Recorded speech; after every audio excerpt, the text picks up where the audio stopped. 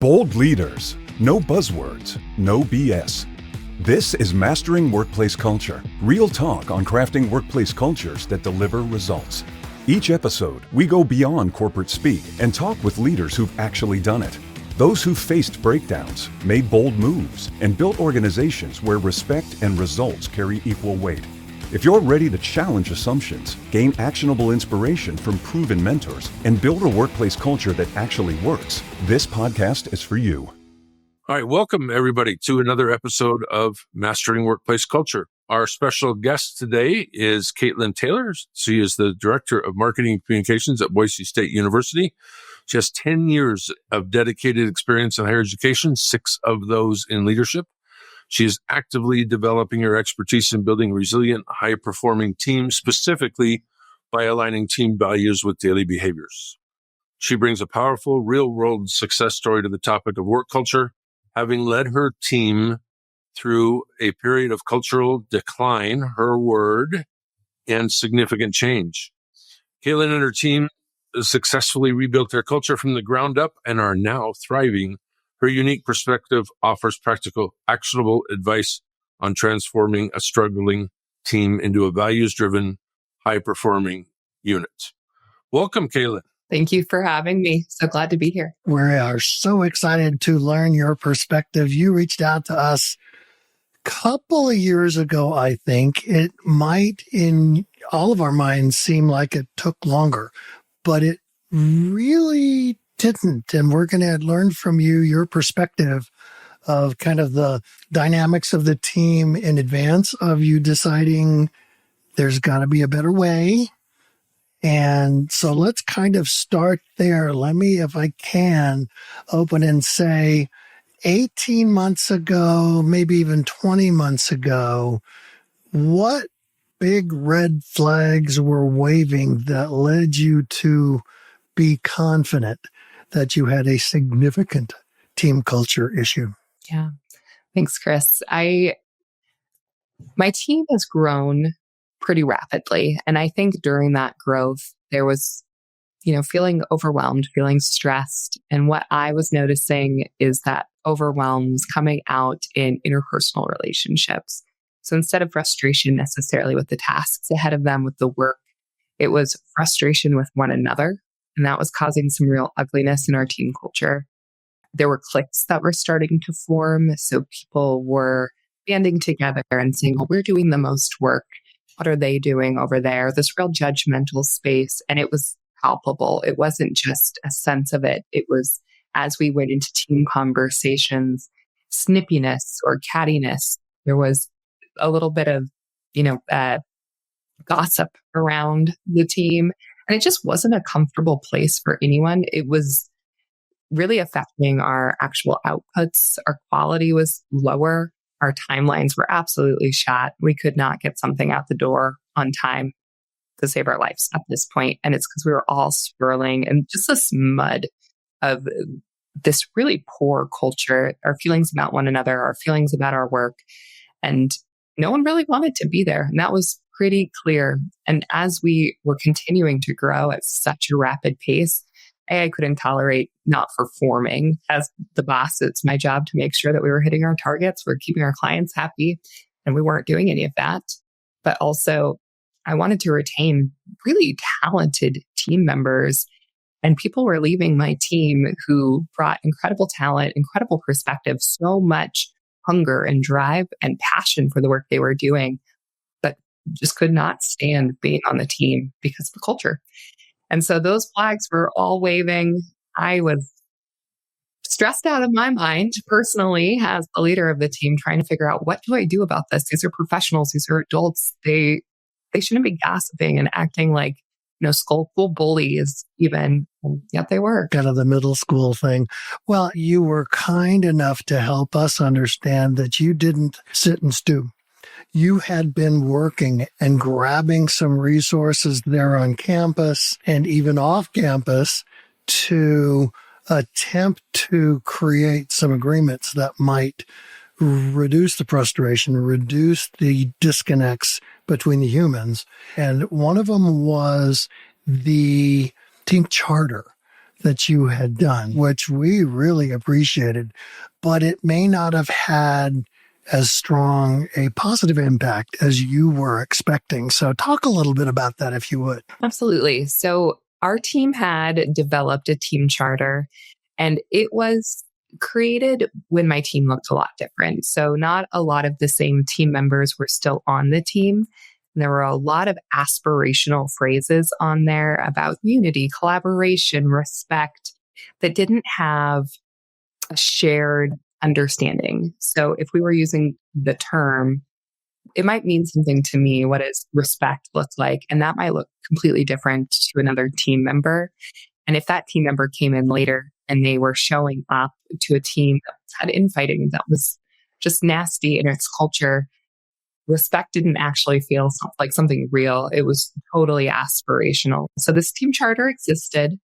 It also existed, kind of on dusty shelf of our team Google Drive, not something that was pulled up very frequently. And I think that was also part of the problem is it wasn't really present. It wasn't something people opted into or bought into. It just kind of existed as kind of a Band-Aid that was applied totally incorrectly. And so trying to coach people to that charter wasn't really something that I was doing. I would point people in that direction and say, this is how we are supposed to act. There's no teeth. There was no shared agreement, buy-in, shared definitions of what does that actually look like. And to be faced with, it had been created by a different team. Literally, there were a number of folks that had transitioned out. New folks had come on board. It wasn't theirs. Katelyn, with all that in mind, what was the final straw? What made you think, you know what? I have literally, and you told us this literally on our first phone call, I have tried everything I know. This isn't working. What was the final straw where you went, you know what? I know Chris and Mark. I've been introduced to their concepts. I'm giving them a call. What was that one thing where you just threw your hands up and said, enough? Yeah. We did an internal survey. I thought that was a good starting point, and I utilized some resources across campus to make it, as anonymous and helpful as possible so people could really speak their minds. And I knew it was going to be bad. I had no, false optimism there. It was much worse than I thought. It was hard to read. It was painful, and just seeing how people were really feeling in black and white, it hit me really hard. And one of the biggest pieces was how little faith my team had in the ability to turn it around. That was challenging for me to see as a leader and someone who really cares about the work we're doing and cares about the people. I had lost a couple of really talented team members, which also led to kind of that final straw. I think seeing the black and white and losing just such phenomenal people made me realize and reflect, I don't know how to get from knowing what the problem is to fixing the problem. And I think I'm really good at a lot of things. Culture was not my expertise, fixing culture. And that's when I had heard about you both from a colleague of mine who said, maybe you should give him a call. And I heard what you'd done for his wife's company. And I said, oh, I think I need to give them a call. Even if they can just tell me that it's okay to not have all the answers, and which you did and made me feel so much better. I think I cried in our first phone call because I was feeling so defeated. And to just know that, okay, there is a path to get us from this. We know that there's problems to a solution was such a relief. And I think I got off that call and just breathed for the first time. Problems weren't solved. It was still gross in my team culture, but at least there was, kind of a shining light at the end of the tunnel that we could get better. And this wasn't totally abnormal. We told you then, and we'll tell you now, if nothing else, for our audience's benefit. People throw the word vulnerable out a lot now. You had to be vulnerable enough to listen to what your people said with that internal survey. I think in this case, given how tough the culture was, and then to put yourself in the position of reading that input goes beyond vulnerable. As we told you a year and a half ago, it was actually brave. It was courageous to say, boy, I know I have a problem. I'm the leader of this team and I need to hear this.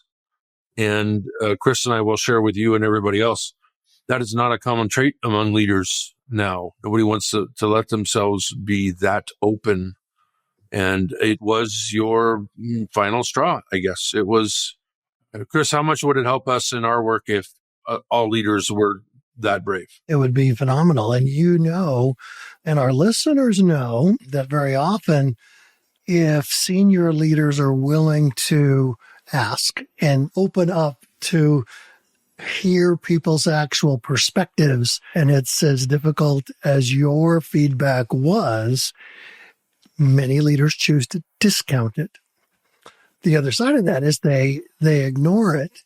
And there's maybe some interesting kind of drives for why leaders choose to step away as opposed to going, okay, this isn't going to fix itself. How do we do this? And we know that the work that we do with senior leaders does not mean that those leaders aren't skilled, aren't committed, aren't willing, but they've never been asked to change culture before. And in many cases, they've never been asked to pay attention to culture. So it's a very different space that we're asking leaders to go into. So we look at it as we're coaches. We need to be able to say, listen, there is a method to what we do. And very simply, just as you formalize expectations for performance and results, you can formalize expectations for people being freaking nice. And it's that whole results respect piece. And I think what was very, very helpful, and Mark, you hit it, is that, Katelyn, you had done everything and more that you thought you needed to do, and it still didn't move the needle. Let me add this real quick, Chris. Katelyn, you might be surprised how often Chris and I hear from leaders, CEOs, CHROs, I didn't know the problem was that bad. And you knew it because you were open to it. Well, guess what Chris and I's response usually is to those leaders to say, I didn't know it was that bad. But we look at them and go, you are the only one in the entire company, apparently, that didn't know it was that bad. Because there is a problem, and if you would just ask people what the problem is, they will probably gladly tell you what the issues are. So you gave yourself a leg up. That survey probably helped you be more realistic about where you stood, about this snapshot in time. Having read that survey and eventually sharing it with us, what were the core issues you really wanted to address, maybe correct in your culture? Yeah, great question. I think a lot of them were really personality and perception based in my team. I think we had strong process. We knew what we were doing. We just didn't trust one another, number one. We assumed everyone had bad intentions. And I'll put myself in this category too, because I was not modeling ways that we should show trust for one another and assume positive intent. People felt it was their individual responsibility to call people out, but not in a constructive way, in a shaming way. So we had kind of a theme of not kindness that created some fear, lack of respect for one another. And so people weren't engaging. So they were either A, checking out completely, doing the bare minimum, which frustrated my high achieving folks who just want to go, go, go. Then I had folks who just were not polite. And polite can be so open to interpretation, but genuinely not nice, not respectful. And that created, again, more of these cliques, this us versus them space. That was really challenging within the team. And then finally, I would say just a lack of accountability overall was a big one that came out. So the follow through, the feelings of transparency within the team were really hard. And there was an element of, I just feel entitled to information. And I think that was partially informed from this perception that information was being withheld from them intentionally, which was never my intent, or I think anyone on the team's intent, but it snowballed from there. So a lot of it was just really these perceptions of what was going on, and then how individuals were showing up to work, whether that be completely checked out or I'm gonna come in guns a-blazing and try to set things right or tell people that they're doing a poor job. Yeah. Well, and you have an interesting dynamic with the work that is done because you need folks that are creators, be it a graphic side, a text, copy, video. I mean, you've got very talented folks on the team, but it's also a very small team. Right. You didn't have 20 people on the team. You certainly didn't have 100 to deal with, but you had some bad behavior that was frustrating you, not only from team members, but even fellow members of your leadership team.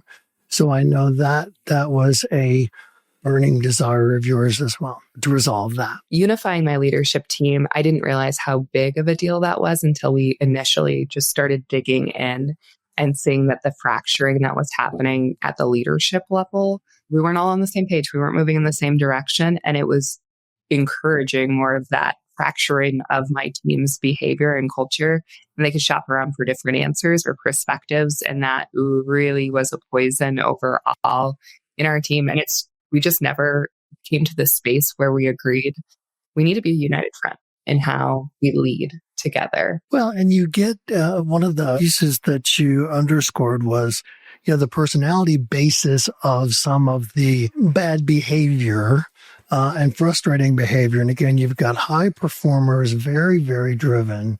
And it could well be just as we have leaders who have never had to change a culture before. You may never have had folks that throughout their careers lived in a culture that basically honored results and respect at the same level. And so you've got folks that are, kind of modeling what they've seen in the past for 20 years, and it's not pretty and it's not helpful. You did mention this to me earlier, folks who'd never been called out on that bad behavior either. And so as we worked through the process of fixing our culture, that was so new for them and uncomfortable. And some people chose to leave because of it. Listening to you now, it seems as though some of the problems that you faced 18, 20 months ago were personality based, but it also sounds like there was this lack of a accelerating process where people were called out. So looking back on it now and knowing your team is such a culture success story now, but looking backwards, was it personality driven? Was it lack of process? What were was it both? That's a great question. My impulse is to say it's not process. And I'm just thinking about like that results space, but truly it is an element of a lack of process because culture does require some structure, some work. And when we were using our team charter kind of as that process, that model for what work should look like, how we should show up for work as individuals that contribute to the overall results, but the respect element of our culture, that wasn't cutting it. So we definitely needed a new guide. I'd say largely, however, it was personality based and what was allowed to happen in the team in those different personalities that were coming into the mix. Definitely some red flags in that space in terms of, the accountability, the fracturing, the just lack of kindness and respect for one another that had really festered. And I think there were periods of time where, as a leader, I was focused on growth of our output, not necessarily how do I keep this team in a healthy place that can help us support those outputs. And I think one of my first of many ahas was the foreword of reading Good Comes First and saying, oh yeah, respect and results. Obviously, if I'm so focused on results, I'm never going to be able to actually get to this high performing team space because I'm totally sacrificing half of the equation. Yeah, absolutely. Well, and one of the considerations is that when we start our engagement, we start with discovery. And we talked about how do we, in an environment of, we gave you a pretty good sized proposal when we started and you went, no. So how do we cut this down, but still maintain kind of the core pieces? Face-to-face stuff is more expensive. Let's do this virtual. So we've never been in the same room at the same time yet. But boy, we've learned how to manage some fast-paced change. You particularly, because you were literally right in the middle of it. But what was interesting as we started to interview every player on the team, we got a very clear sense of the fractures that were there and very clear. And Mark, you said as people are invited in and they feel like, number one, maybe they trusted us, but number two, they probably also had such great frustration with the relationships that they were like, we've got to do something. Hiding this is not going to help. So we got some very good, reliable, consistent information about the impact some team members were having on the rest of the team and the impact of what some leaders were having on the rest of the team. And was that a surprise to you when we were able to come back to you and say, well, here's the votes, here's where we stand, and here's some players that are seen as really detrimental to the success of the business? I had a sense, absolutely had a sense. I was plugged in enough and had, my own interactions with folks that were not positively influencing the culture. The scale, when you reported back to me after talking to every single person on my team, that was shocking. Initially, as we were going into the interview process, we were just going to talk to the leadership team. And I think you both said, I think there's something more here that we need to uncover because the story you were getting from leadership.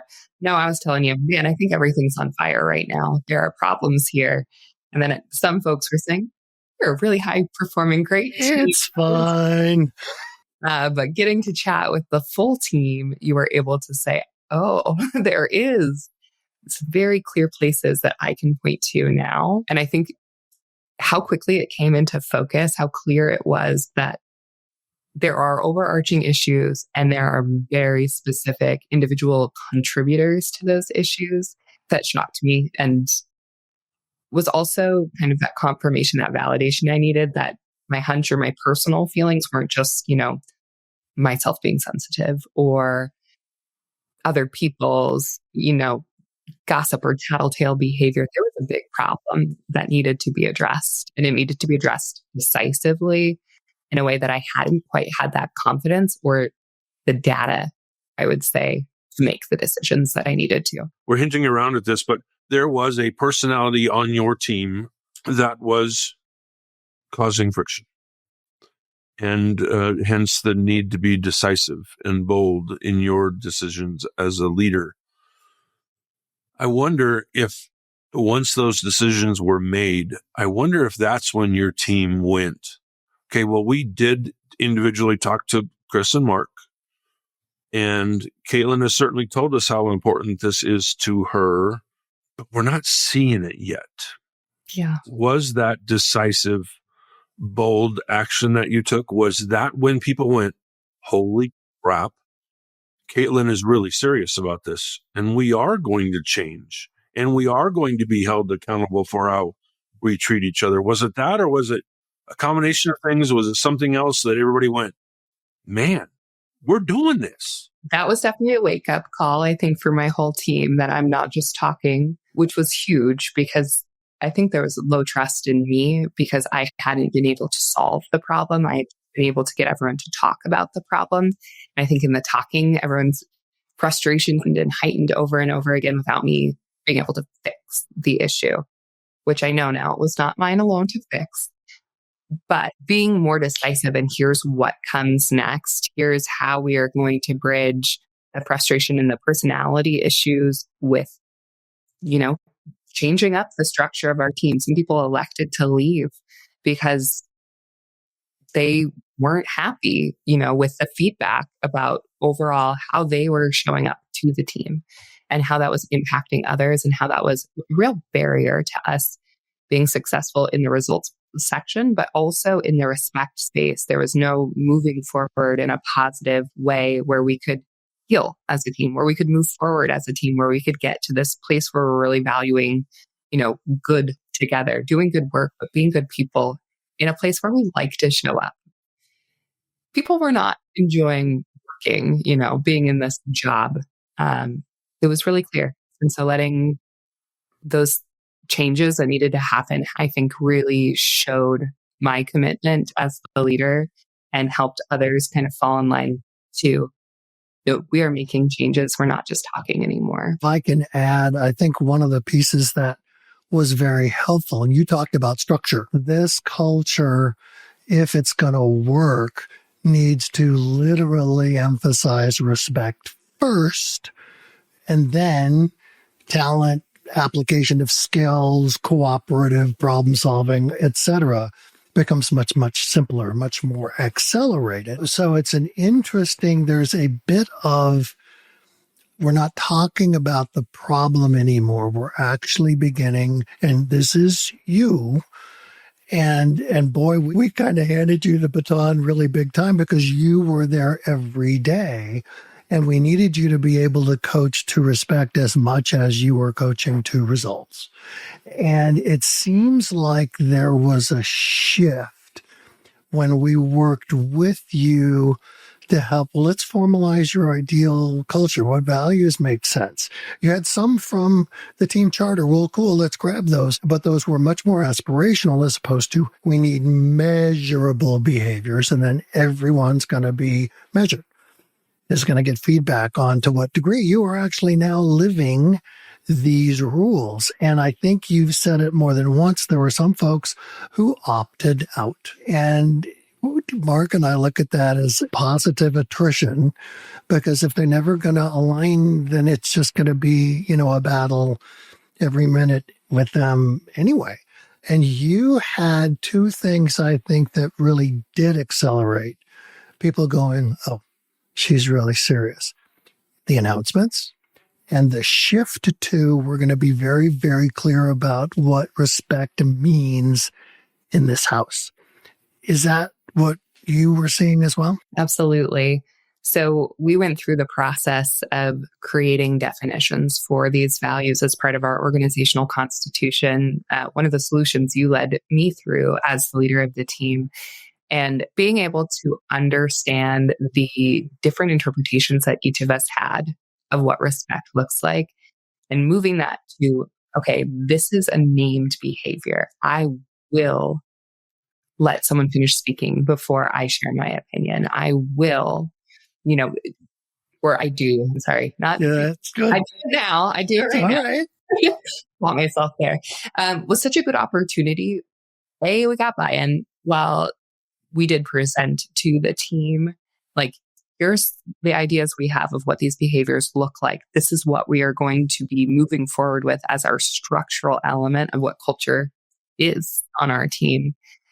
People bought in, and it was really black and white. It was such a wonderful opportunity. And I know we'll probably talk about where my team is now, but thinking about where my team is now, we have a tool for accountability.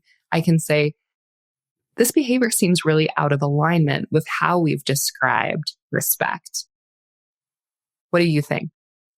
And there's no denying it. People are hired onto my team knowing what our organizational constitution is. We talk about it on an ongoing basis. It's very clear what the expectations are and what is and is not acceptable as part of the way that you interact as part of the team.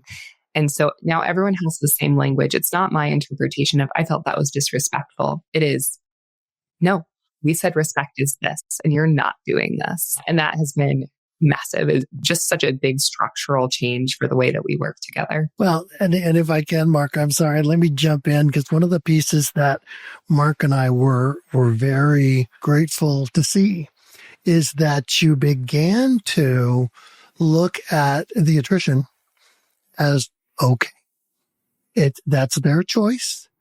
And I would rather have the skill sets, but I can't have this skill set and people misbehaving with each other. And you began hiring absolute flat out stars in the respect side. They also had great skills. Right. But it was the starting point. The foundation was you were hiring people that wanted to be in a culture like that. Did you feel that as it was happening? Because there were probably 4 months where you were hiring brilliantly. Yes. I'll tell you, I was terrified at first. It took a lot of letting go, I think, like the fear of being able to do our jobs, meet client expectations, continue functioning as a team. That was very scary. And I had been so attached to the high performing skill sets that even if they were my troublemakers, the idea of losing those skill sets was really scary for me. I, with amazing hindsight, would do it all over again. I have attracted amazing skill sets, phenomenal people, the people who are building this culture that I want to see, the difference in the way that my team operates. We're not stewing in the mud anymore. We are doing really cool things. We like each other. We like showing up for work. We're actually engaging in positive ways, and that has been massive. But it does not totally get rid of the fear component that was there at the beginning. Katelyn, let me share this with you. And I'm sure at some point during our conversations, we've told you how my favorite part when we were writing Good Comes First was talking about what happens when leaders finally either lovingly set people free who just don't align to the culture, or making up your mind as a leader that they just need to go be successful somewhere else because they can't be successful here now. And whether it's writing the book or when we're doing a keynote or we're doing executive coaching, we get quite animated when we say, there's always this moment where a leader makes that tough decision and says, you know what, you just can't be here anymore. I appreciate all your service. I appreciate the last 20 years. But this is our culture now, and you've proven you're not aligned. And so you can't be here anymore. And we talk about the reaction from all the other team members. And it goes something like this. Thank God. It's about time. This is 2 years ago this should have happened, right? There's this animated, passionate response to that. Did you in your team experience some of that, or was it more of a quiet separation of talents? Mixed bag. I have had some people who maybe that was like their safe space. They were part of the gossip. They were part of the in-crowd clique. And so it cost them a little bit of space to have to reflect on, that behavior is not tolerated. I can see the action that's going to come from it. But even those people that to be honest, I was nervous. Am I going to lose them too? Are they going to walk out the door right after the person who left before them because they're not sold on what I'm committed to building in my team? Those people even have come around in ways that I never would have expected. And they're modeling the better behavior that we've defined that is showing up in their work. And while they might not have said, oh, thank God the person is gone. Thank God that I don't have to pick up their slack, or thank God that they're not, just being an asshole at work. I can see the difference in how they show up and the piece that they're experiencing in the workplace, because that has gone away, because that, bad apple bunch is no longer just operating in the team and creating this space where it's okay to gossip and be nasty. As you said that, you had almost a look of contentment on your face. Like, this has been a journey, but we're getting there. That reaction, that accountability, is that what you're most proud of at this point? Or is there something else that really gets you out of bed every morning? Man, yes, the accountability for sure. I think I have seen such a shift in the way that people are working and behaving with one another. It's gone from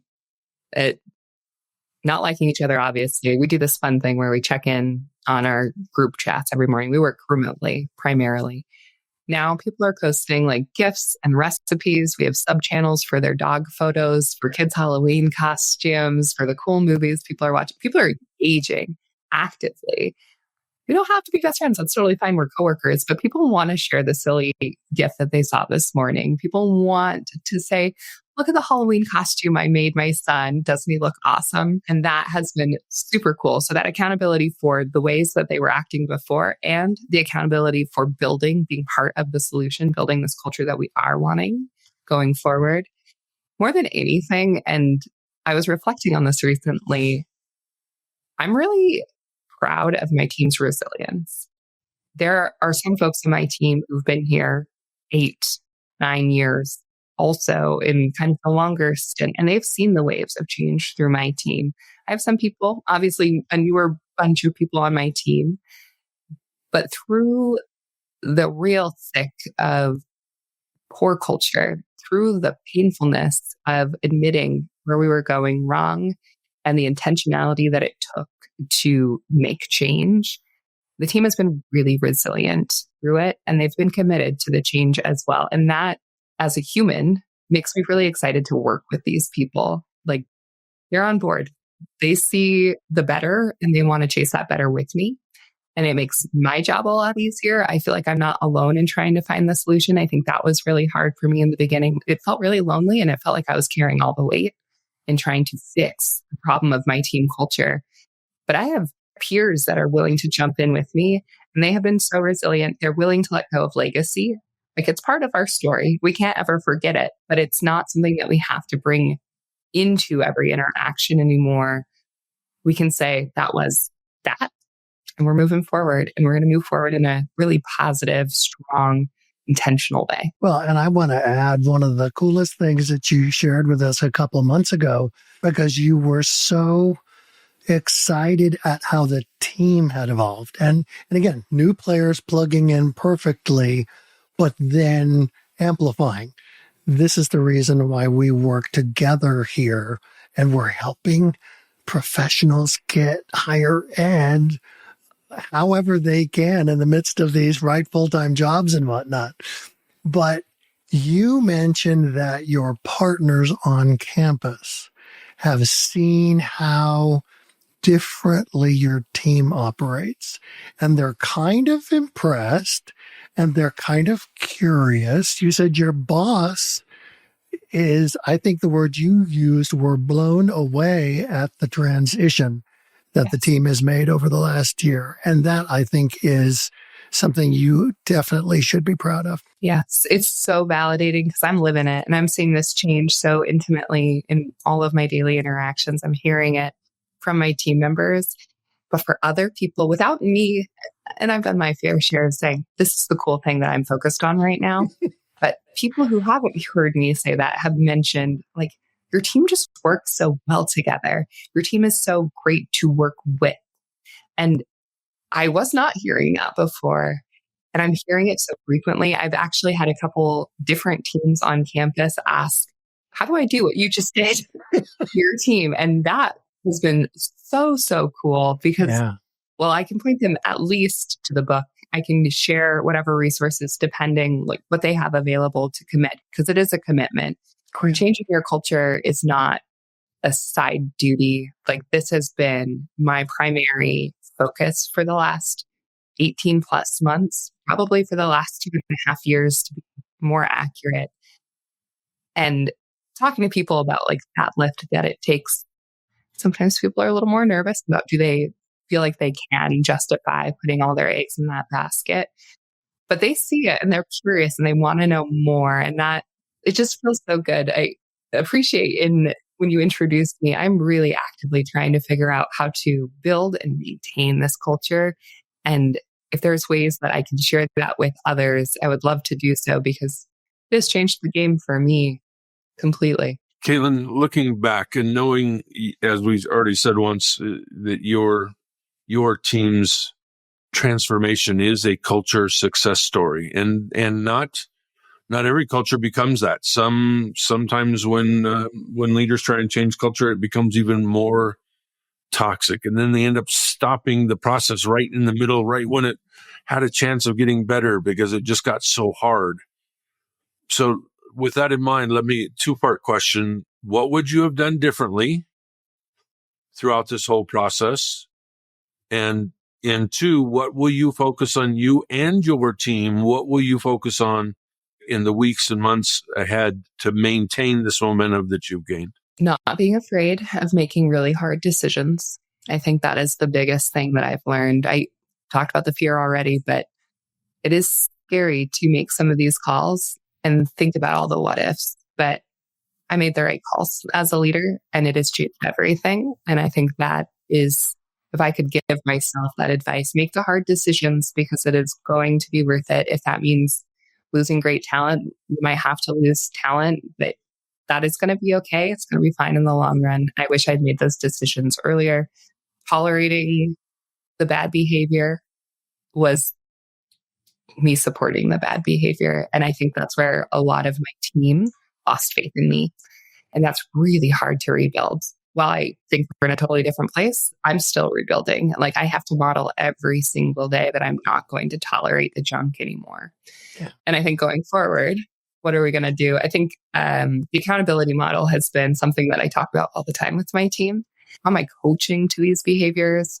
How are we, mentoring? And then the measurement component, I think it's a good reminder to all of us that it's not something that can sit on that dusty shelf like our organizational charter used to do. It is something that we have to be living every day. That value behavior alignment is crucial. And so calling that out on an ongoing basis, like how are we aligning? And just talking about it, I think is something that makes it present in our culture, that helps us keep moving in that positive direction instead of sitting back like the problem is solved and allowing us to slip into a more negative place again. So I think that's one of the big things as we continue to move forward in this new exciting place is really just keeping it front of mind. Oh, that's awesome. Well, what's next for you and your team?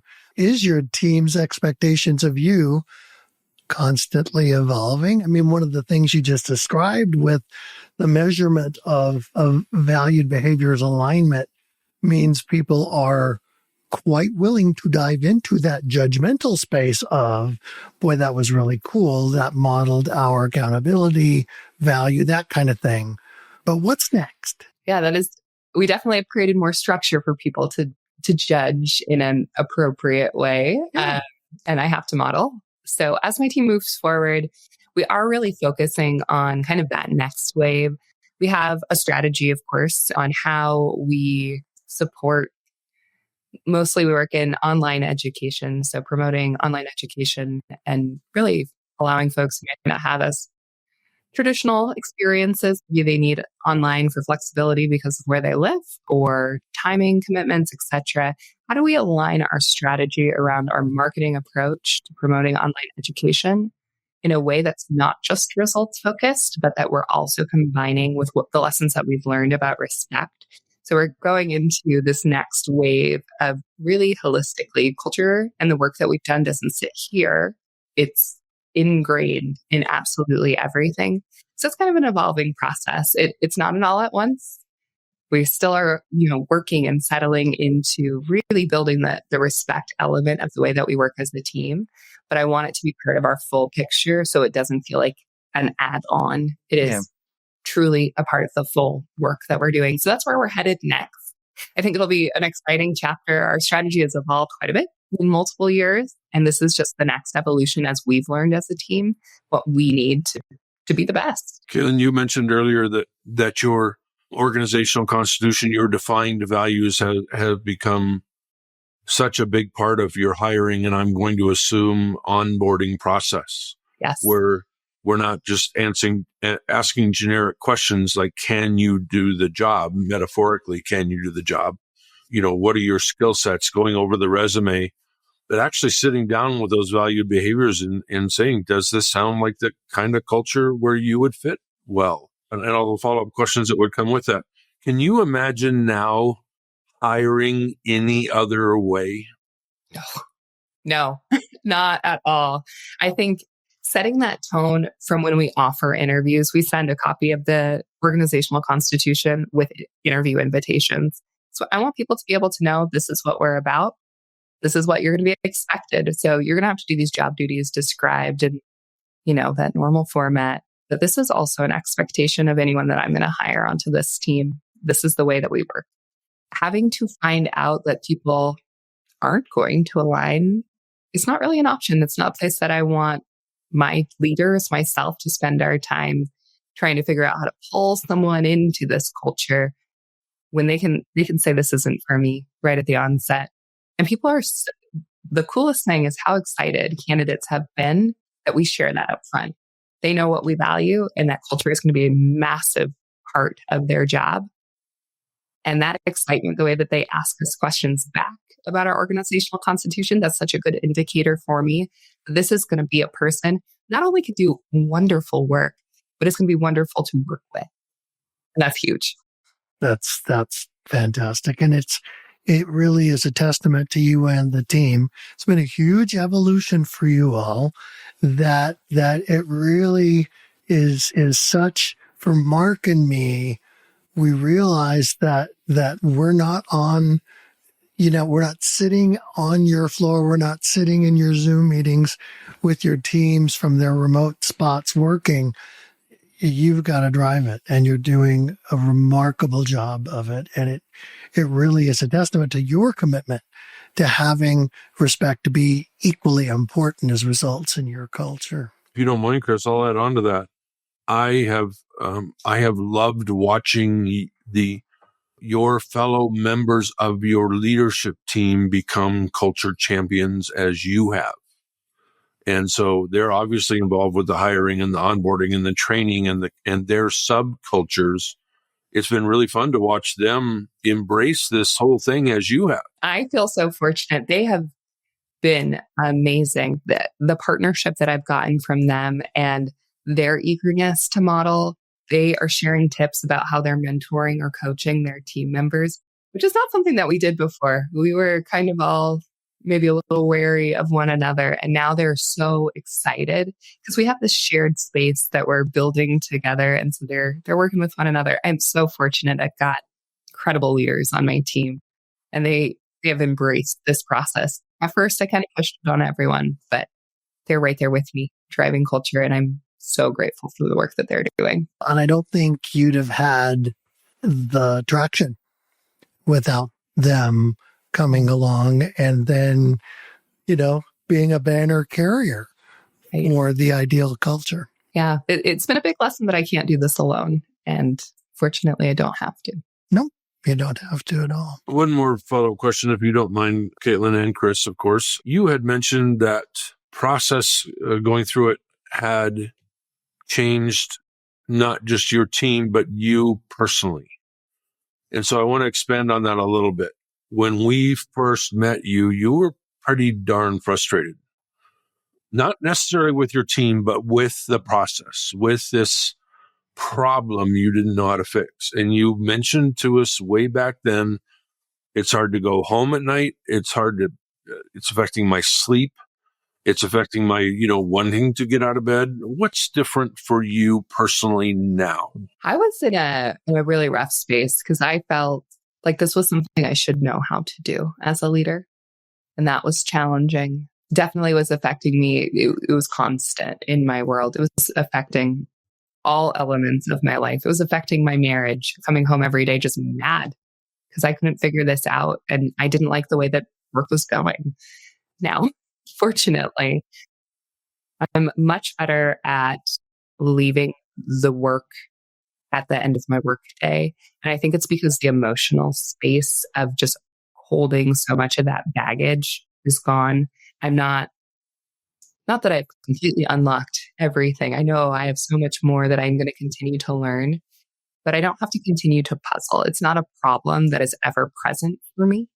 And that has been, I think, one of the biggest gifts that I've gotten personally through this process is I feel more equipped, know my toolkit, and I can say, this is just not that rain cloud that's following me, not just in my work world, but in my personal world. And that has been amazing. That has been just such a transformation. I think you've obviously seen me for the last 2 years and seen even the difference in my demeanor probably from that weight that I was holding until now, where I can just do cool things. I can worry about other things. I can worry about my dog chewing up the couch or whatever that thing is of the day, instead of how am I going to make these professionals act like adults and get along with one another. Isn't it amazing how respect fuels results? That once you define and align to and hold people accountable to those defined behaviors, those values, the deliverables kind of take care of themselves. I mean, you have talented people. You said over and over again.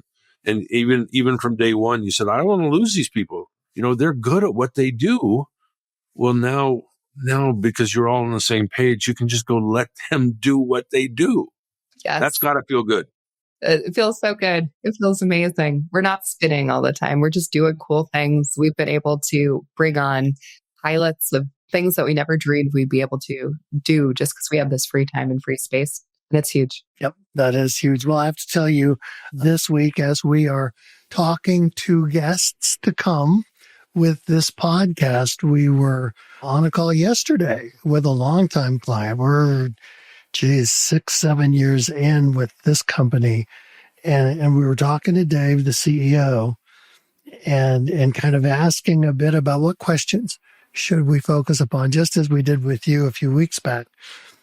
And he said, one of the things that I was proudest of in the early years, he's been in this role 25 years, was hiring stars, hiring folks that could sell well, that could, get into a job site in the field and do the wiring their electrical contractors, the way they needed to be. He said, but I didn't pay enough attention to how people were being treated. And that was the transition that you made.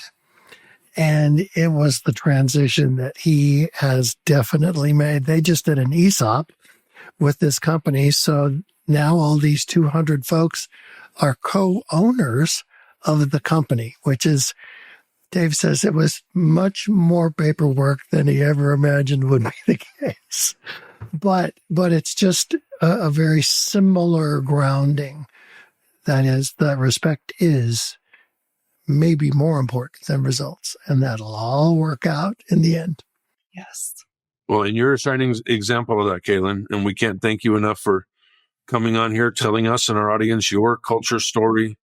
We've adored working with you. We've grown through your transformation. Again, you're a culture success story, and it's been fun to watch. Thank you both. I owe you so much, and I'm so appreciative.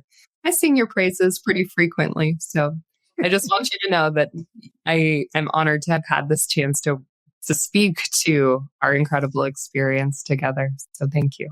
Yep, absolutely. We just love what you've accomplished, and please let your leaders and team know that you were bragging on them because they are a big part of the success. Absolutely.